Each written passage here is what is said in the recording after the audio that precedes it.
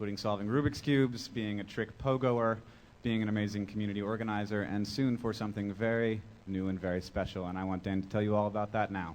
Dan Brown.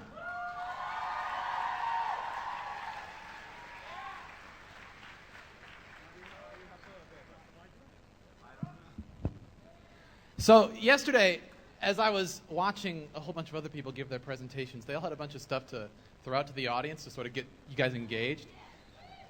And I don't have as good of a budget as iJustine, so I just grabbed some toilet paper from my hotel room. Anyone want some toilet paper? Woo! Let's do this. I've TP'd a lot of houses in my day, so. Perfect. Yes. Keep it going if you want. So a lot of you probably know who I am, but for those of you who don't, allow me to introduce myself. My name is Dan Brown. I am 20 years old. I'm a video blogger from Lincoln, Nebraska, and most importantly, on this oh-so-special day, I have a super-duper top-secret project to announce to all of you. Are you ready to hear what my super-duper top-secret project is? Well, too bad, because I'm not ready to tell you what it is just yet. I figure that if I'm going to be imparting such a valuable nugget of knowledge upon all of your noggins, that it's only fair I ask for a little bit of something in return. So here's the deal. I've been video blogging for about 3 years now, and over the course of those 3 years, I've made somewhere in the neighborhood of 400 videos. And at the beginning of almost every single one of those videos, I start with the same two words. I say, hey, and I say world. But what you have to understand about when I film is that I'm down in my basement, home alone, just talking to my camera. And when you say the oh-so-cheery greeting, hey, world, and no one's there to respond to you, that's depressing. That's really not very good for my self-esteem. So I was wondering if you would be so kind. Would you be the first audience to respond to me when I say, hey, world? Okay, so here's how it's going to work. In order to maximize the dynamic intensity of this truly monumental moment in the history of my universe, I want us all to get quiet. Get really quiet. Super quiet. Admire the silence. They're loud back there. But okay, here's how it's going to go down. I'm going to say, hey, world. And as soon as I do, I want you to say in unison, as loud as you can, hey, Dan, back to me. Here we go. Hey, world! Hey, Dan! Yes! Oh, yes! Oh! So if a genie was to come up to me right now and say, Dan Brown, I have invented this new technology which will allow you to plant your existence at any point on the entire space-time continuum that you choose. You can live at any time period that you want. I would say, Mr. Genie, I really do admire the technology that you've invented. I really do appreciate the fact that you thought to come to me first, but I'm going to have to respectfully decline because I live in the year 2010.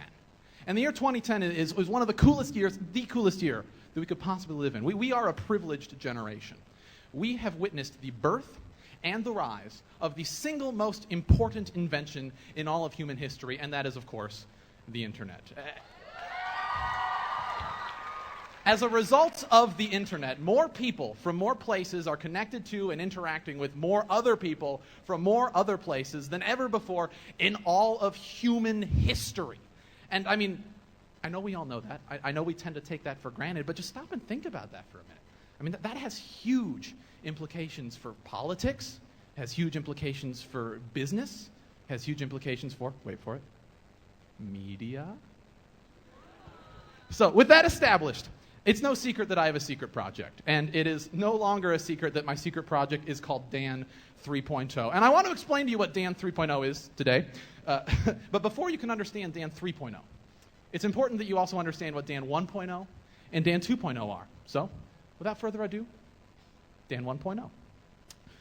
In spite of his slightly pedophilic tendencies, in the sense that he likes to watch children while they sleep, and in spite of the fact that he's pretty obviously a communist sympathizer, in the sense that he wears red and gives things away for free, I still come down pretty solidly on the pro-Santa Claus side of things.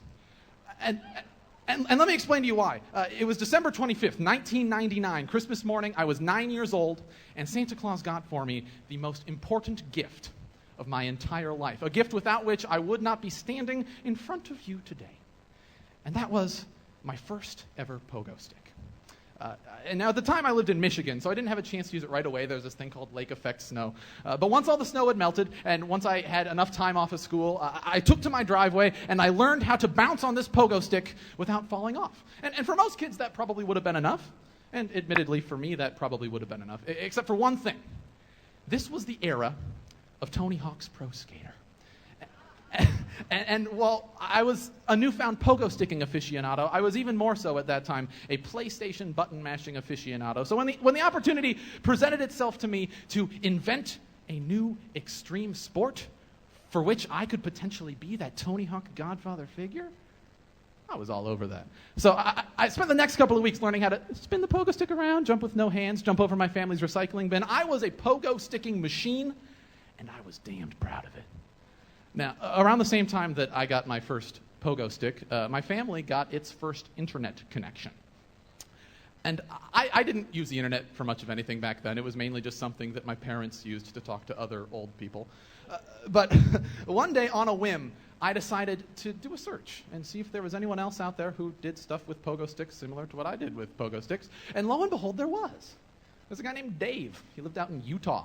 And he had a website that he started where he just posted pictures of the tricks that he did. And on this website, there was a forum. I don't have time to go over the entire history of me and xpogo.com, but suffice it to say that I joined the forum. It became a hugely important part of my life. The internet supported my pogo sticking habit, but more importantly, in retrospect, my pogo sticking habit supported my internet habit. So fast forward to 2004.